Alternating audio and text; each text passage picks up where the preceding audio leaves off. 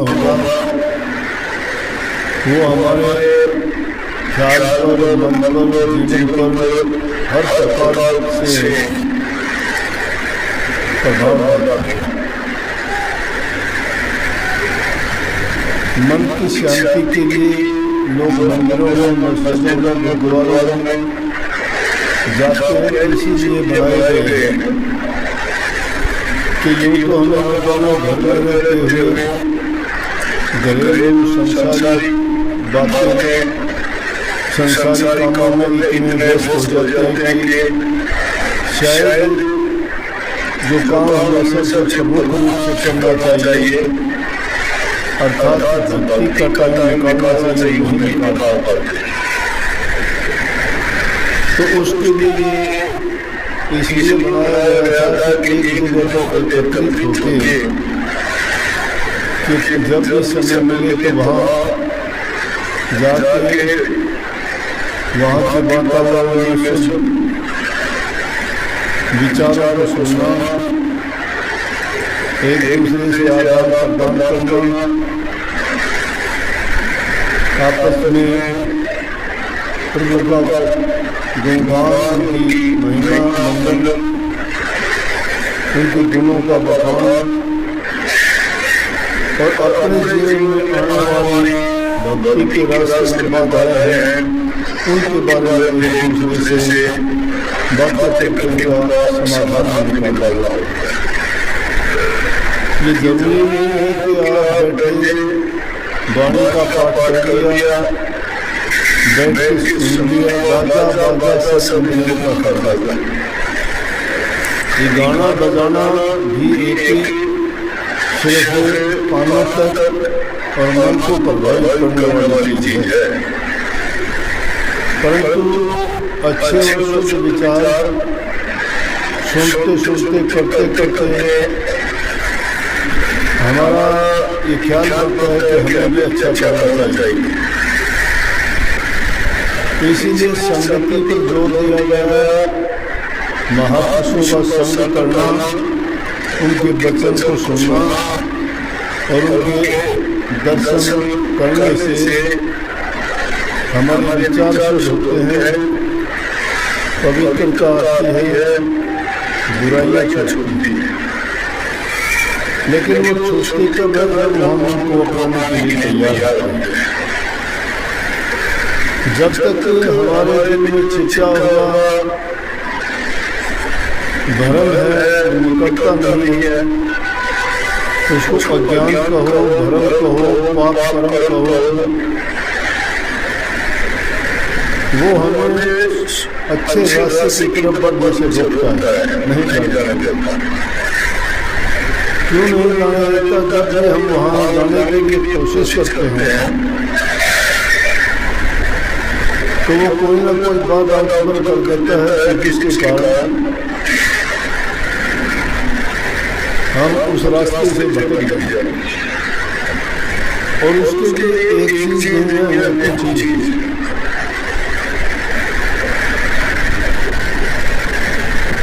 इसीलिए वाणी में गाया गया या दूसरी वाणी होगी कोई कि मेरे जो पाप कर्म है वो मुझे अच्छी जगह नहीं मिलता है, और जब भी कोशिश प्रयास करता हूँ रोक लेते। तो सबसे प्रथम बात है कि इंसान अपने जीवन को अच्छा, सच्चा, सदाचारी और चरित्रवान बनाए। जिस इंसान का चरित्र नहीं होता ना, कुछ नहीं कर पाता। वो उस बेल की भांति होता है जो किसी सहारे को पकड़ के बेल ऊपर चढ़ती है, लेकिन सहारा छूट जाता है तो लड़ाई नीचे गिर जाएगी। इसलिए आदमी को स्वावलंबी बनने के लिए अपने आप को अच्छा और पवित्र बनाए, शुद्ध विचार रखें, मानसिक शक्ति बढ़ती है उसकी। और जिस इंसान के विचार गिर जाते हैं तो लाख कोशिश करो उठाने वाला कोई नहीं। आत्म बल तब आएगा अपने जब आपका चरित्र है, आप सदाचारी हो, आप अच्छे गुणवान हो, आपको संस्कार अच्छे मिले हो, अपने माँ बाप से, अपने पूर्वजों से, अपने समुदाय से, अपने समाज से। जो इंसान जैसे समाज में रहता है, जैसे इंसानों का संग करता है, वैसे ही उसके विचार अपने आप जरूर अपने आप बदल जाते हैं। अगर गौर करोगे, आम दुनियादारी काम में घरों में रहते हुए व्यापारी का बच्चा व्यापार सीख जाता है, जमींदार का बच्चा किसानी सीख जाता है, पंडित का बच्चा पंडिताई करना सीख जाता है, राजनीतिक के बच्चे राजनीति करना सीख जाते हैं। उनको कोई सिखाता नहीं है, देखते देखते संग करते करते बिना उसका उद्देश्य बनाए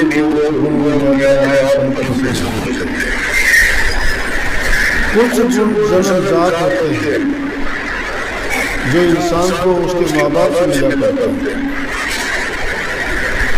ये जो अक्वायर चीज होती है, किसी से हम गौरव करते हैं, लेते हैं, सीखते हैं ना, वो चीज को वो इंसान अपने विचारों को ग्रहण करके जो खुद बनाता है, उनमें कोई विरोध नहीं, वो बदल भी सकते हैं। एक बुरा इंसान अच्छा बन जाएगा क्योंकि मान लिया पहले किसी को शराब पीने की लत है, चोरी करने की है, महात्माओं का संग किया तो थे डॉक्टर थे, वो बड़े बड़े संत महात्मा बन जाते हैं। शराब पीने वाले को छोड़ के अपने जीवन को ऐसा पवित्र बना रखते हैं, उसको देखते ही। लेकिन जो जबरदस्त गुण होता है वो उसको अपने माँ बाप से जो मिला होता है ना, वो प्रकट हो जाता है। भक्ति का रंग जिसका नाम होगा तो रंग को चढ़ाया जाता है, रंग को रंगा जाता है, मतलब वो गुण उसमें है नहीं, वो रंग उसमें नहीं है, ऊपर से चढ़ा दिया हुआ है। लेकिन वो रंग चढ़ाने से भी बदरंग बन जाता है, परंतु रंग जब उठ जाएगा तो बदरंग प्रकट हो जाएगा।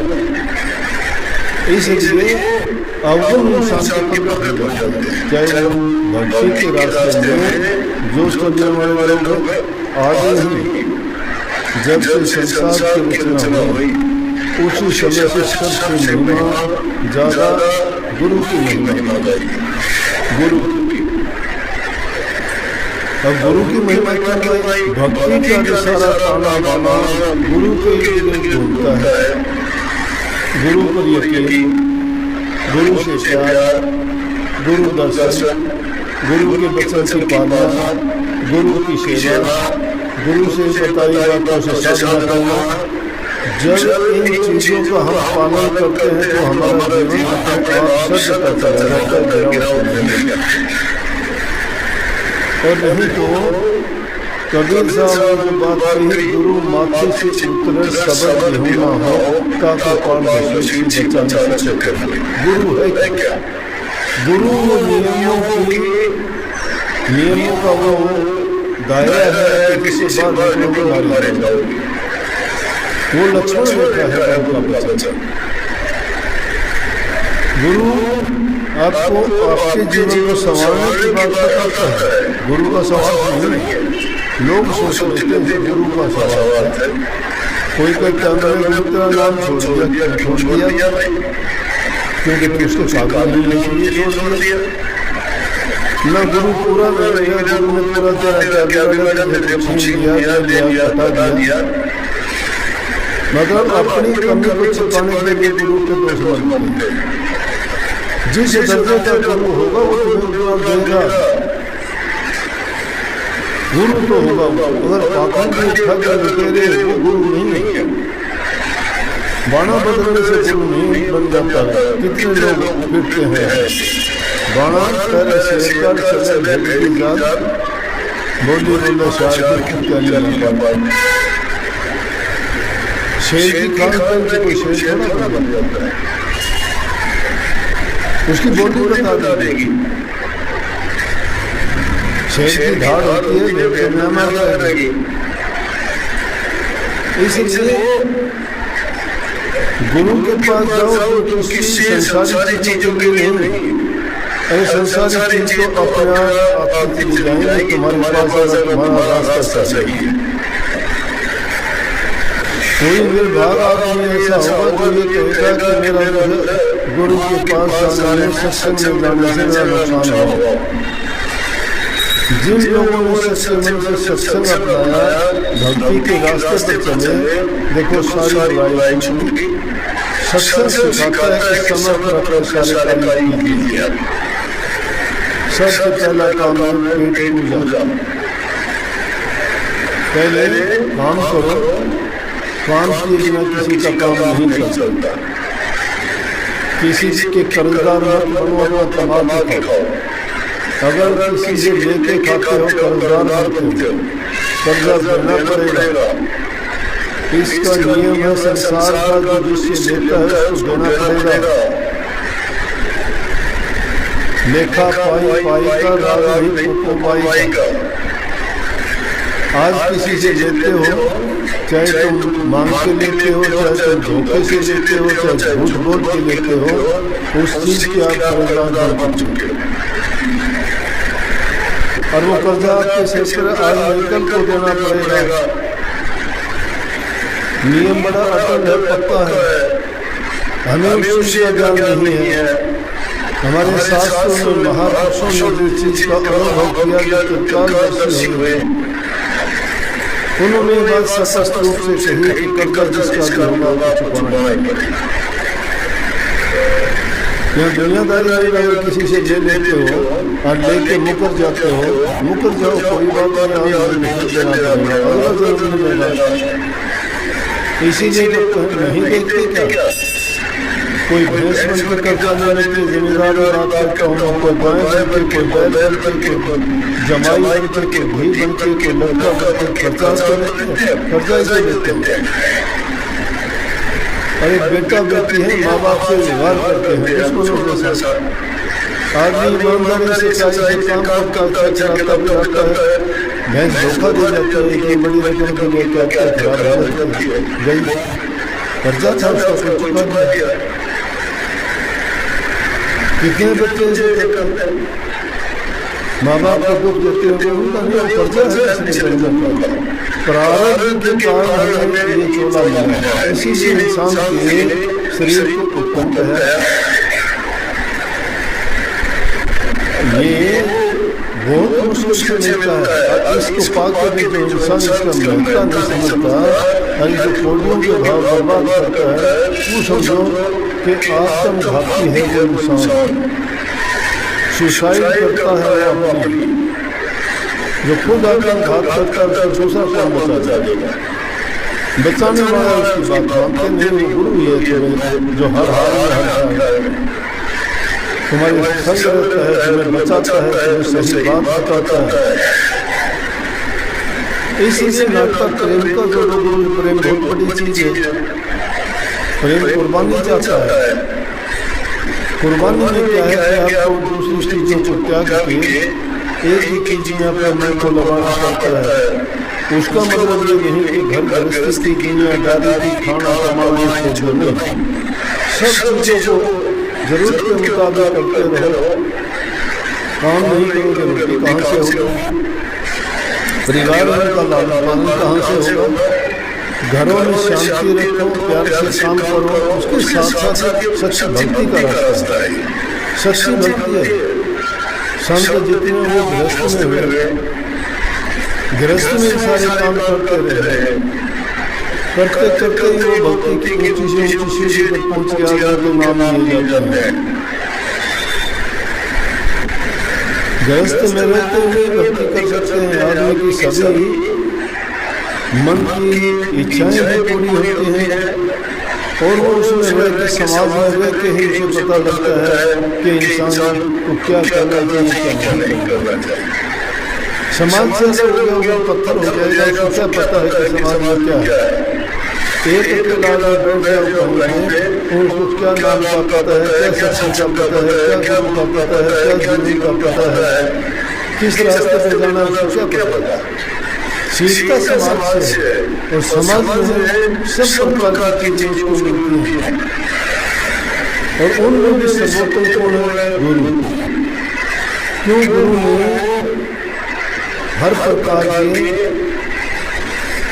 उनकी सुख दुख दुनियादारी की चीजों को भी देखता है और उसको सही बातें बता के सही रास्ते पे ले जाना चाहता है। इसलिए प्रथम पूजा गुरु की बताई गई और मैं कहता हूँ अंतिम पूजा भी गुरु की है।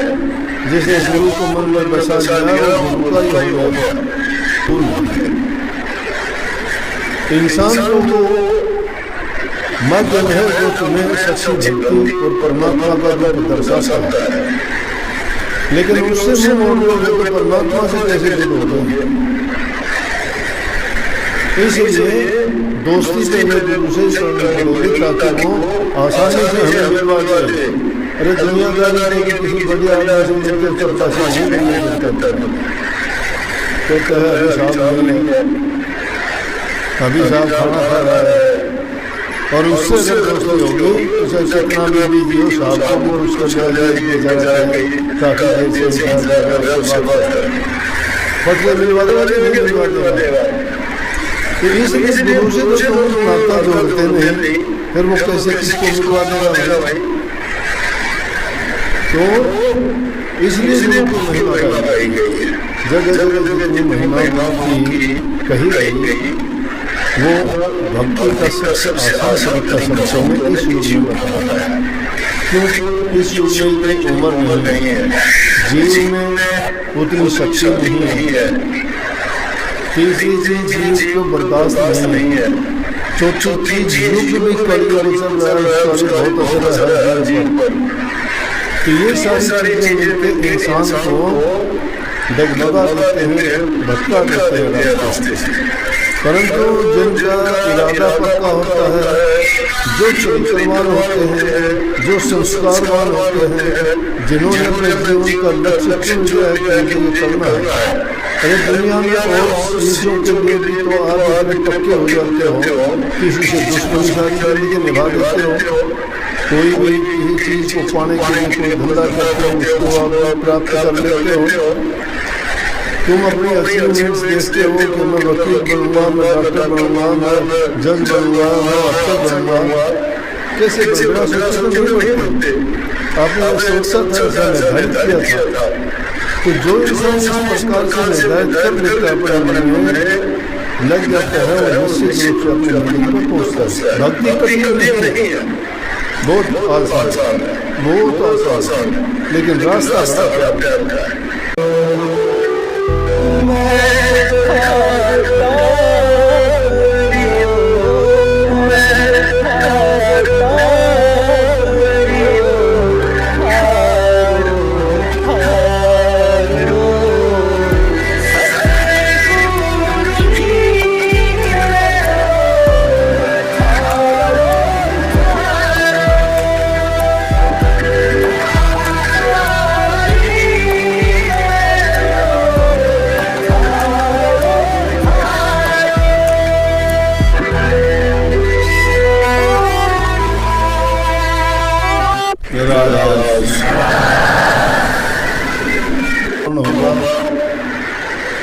वो हमारे ख्याल पर, मन पर, जीवन पर हर प्रकार से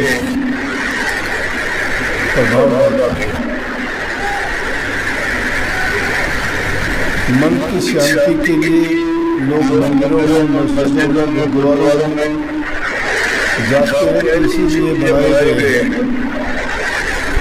कि यूँ तो हमें दोनों घर में रहते हुए घरेलू संसारी बातों में, संसारी कामों में इतने व्यस्त हो जाते हैं कि शायद जो काम हमें सबसे प्रमुख रूप से करना चाहिए अर्थात भक्ति का टाइम निकालना चाहिए, नहीं निकाल पाते। तो उसके लिए इसलिए बनाया गया था कि एक जगह पर एकत्रित होकर कि जब भी समय मिले तो वहाँ जाके वहाँ के वातावरण में शुद्ध विचारों को सुनना, एक दूसरे से आदान प्रदान करना,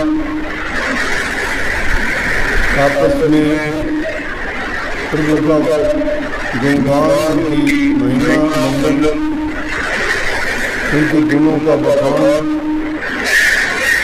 और अपने जीवन में आने वाली भक्ति के रास्ते में बाधाएं हैं, उनके बारे में एक दूसरे से बातें करके उनका समाधान निकालना होगा। ये जरूरी नहीं है कि आप बैठे वाणी का पाठ कर लिया, बैठ के सुन लिया, बाजा बाजा सब मिलने का करना। ये गाना बजाना भी एक ही सिर्फ कानों तक और मन को प्रभावित करने वाली चीज है, परंतु अच्छे और शुद्ध विचार सुनते सुनते करते करते हमारा ये ख्याल करता है कि हमें भी अच्छा करना चाहिए। इसीलिए संगति पर जोर दिया गया है। महापुरुषों का संग करना, उनके वचन को सुनना और उनके दर्शन करने से हमारे विचार शुद्ध होते हैं, पवित्रता आती है, बुराइयाँ छूटती हैं। लेकिन वो छूटती कब है जब हम उनको अपनाने के लिए तैयार होते हैं। जब तक हमारे दिल में छिपा हुआ भरम है, निकटता नहीं है, उसको अज्ञान कहो, भरम कहो, पाप कर्म कहो, वो हमें अच्छे रास्ते की तरफ बढ़ने से रोकता है, नहीं जाने देता। क्यों नहीं जाने देता? जब हम वहाँ जाने के लिए कोशिश करते हैं तो वो कोई ना कोई बात आंदोलन कर देता है, जिसके कारण हम उस रास्ते से भटक जाते हैं। और उसके लिए एक चीज नहीं है, कुछ चीज।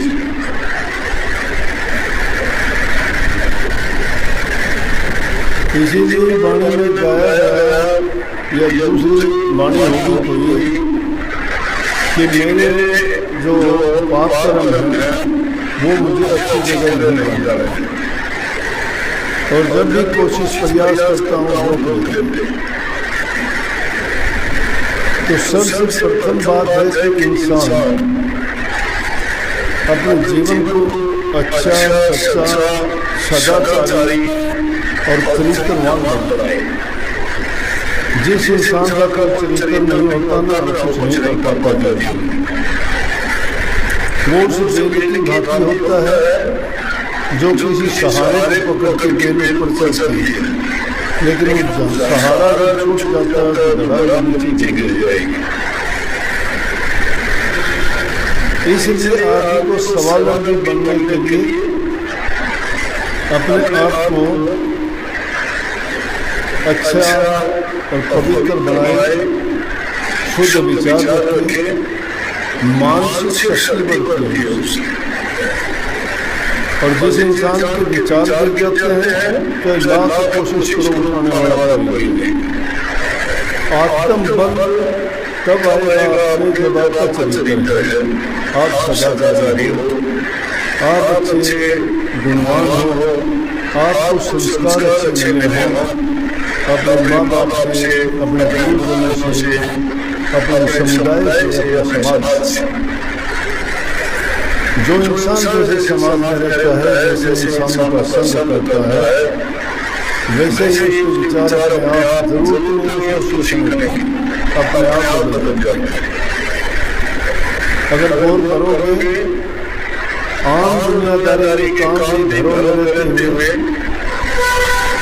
व्यापारी का बच्चा व्यापार सीख जाता है, जमींदार का बच्चा किसानी सीख जाता है, पंडित का बच्चा पंचायत करना सीख जाता है, राजनीतिक के बच्चे राजनीति करना सीख जाते हैं, उनको कोई सिखाता नहीं है ना, देखते देखते संग करते करते बिना उसका उद्देश्य बनाए भी वो गुण बन गया है। कुछ गुण जन्मजात होते हैं जो इंसान को उसके माँ बाप से मिला करते हैं। ये जो अक्वायर्ड चीज होती है, किसी से हम गौरव करते हैं, लेते हैं, सीखते हैं ना, वो चीज को वो इंसान अपने विचारों को ग्रहण करके जो खुद बनाता है उनमें कोई विरोध नहीं, वो बदल भी सकते हैं। एक बुरा इंसान अच्छा बन जाएगा क्योंकि मान लिया पहले किसी को शराब पीने की लत है, चोरी करने की है, महात्माओं का संग किया तो थे डॉक्टर थे, वो बड़े बड़े संत महात्मा बन गए। शराब पीने वाले को छोड़ के अपने जीवन को ऐसा पवित्र बना देते हैं उसको देखते ही, लेकिन जो जबरदस्त गुण होता है वो उसको अपने माँ बाप से जो मिला होता है ना, वो प्रकट हो जाता है। भक्ति का रंग जिसका नाम होगा तो रंग को चढ़ाया जाता है, रंग को रंगा जाता है, मतलब वो गुण उसमें है नहीं, वो रंग उसमें नहीं है, ऊपर से चढ़ा दिया हुआ है, लेकिन वो रंग चढ़ाने से बदरंग बन जाता है। परंतु रंग बन जाएगा तो बदरंग प्रकट हो जाएगा। इसलिए अवगुण इंसान के प्रकट हो जाते हैं, चाहे वो भक्ति के रास्ते में जो चलने वाले लोग आगे ही जब से संसार की रचना हुई उसी समय से सबसे महिमा ज्यादा गुरु की महिमा जाएगी। गुरु अब गुरु की महिमा क्या है? भक्ति का जो सारा ताना बाना गुरु के लिए ढूंढता है, गुरु पर यकीन, गुरु से प्यार, गुरु दर्शन, गुरु के वचन की पालना, गुरु की सेवा, गुरु से बताई बातों से साधना करना। जब इन चीजों का हम पालन करते हैं तो हमारा जीवन अपने आप सत्य का चला जाता है, और नहीं तो कबीर साहब ने बात कही, गुरु माथे से उतरे शब्द यहूं ना हो ताकि पाल बचा सके। गुरु है क्या? गुरु नियमों का वो दायरा है कि किसी बात में मारे जाओगे। वो लक्ष्मण बैठा है उनका वचन। गुरु आपको आपके जीवन को संवारने की बात करता है, गुरु का सवाल नहीं है। लोग सोच लेते हैं गुरु का सवाल है, कोई कहता है मैंने तेरा नाम छोड़ दिया क्योंकि तू उसके पागल नहीं छोड़ दिया न गुरु पूरा रहेगा, गुरु ने पूरा बता दिया, मतलब अपनी कमी को छिपाने के लिए गुरु के दोष बनते हैं। जिस दर्जे का गुरु होगा वो तुम्हें देगा, गुरु तो होगा। अगर पाखंड में ठग लुटेरे वो गुरु नहीं है, बाणा बदलने से गुरु नहीं बन जाता। कितने लोग फिरते हैं बाणा पहले शेरकर चले भेड़ी जात बोली बोले शार की शेर की खान पान से कोई शेर थोड़ा बन जाता है, उसकी बोली बता देगी। इंसान को माध्यम है जो तुम्हें सच्ची भक्ति और परमात्मा का रूप दर्शाता है, लेकिन उससे मुंह मोड़ लोगे तो परमात्मा से कैसे जुड़ोगे? इसलिए दोस्ती से गुरु से जोड़ोगे ताकि वो आसानी से हमें मिलवा जाए। अरे दुनियादारी में किसी बढ़िया आदमी से मिलकर चलता से नहीं करता, कहता है अभी साहब नहीं है, अभी साहब खाना खा रहा है, और उससे अगर दोस्ती होगी उसे चकना में भी दियो साहब को और उसका काफी मिलवा देगा। तो इसलिए गुरु से तो नाता जोड़ते नहीं, फिर वो कैसे किसको मिलवा देगा भाई? तो इसलिए उनकी महिमा गाई गई। जगह जगह जितनी महिमा की कही गई वो भक्ति का सबसे आसान तरीका शब्दों में इस युग में बताता है। क्योंकि इस युग में इतनी उम्र नहीं है, जीव में उतनी शक्ति नहीं है, तीसरी चीज जीव को बर्दाश्त नहीं है, चौथी चीज युग में कलयुग चल रहा है, बहुत असर है जीव पर। तो ये सारी चीजें मिलकर इंसान को डगमगा देते हैं, भटका देते हैं रास्ते से। परंतु जिनका इरादा पक्का होता है, जो चरित्रवान होते हैं, जो संस्कारवान होते हैं, जिन्होंने अपने जीवन का लक्ष्य चुन लिया है कि मुझे करना है।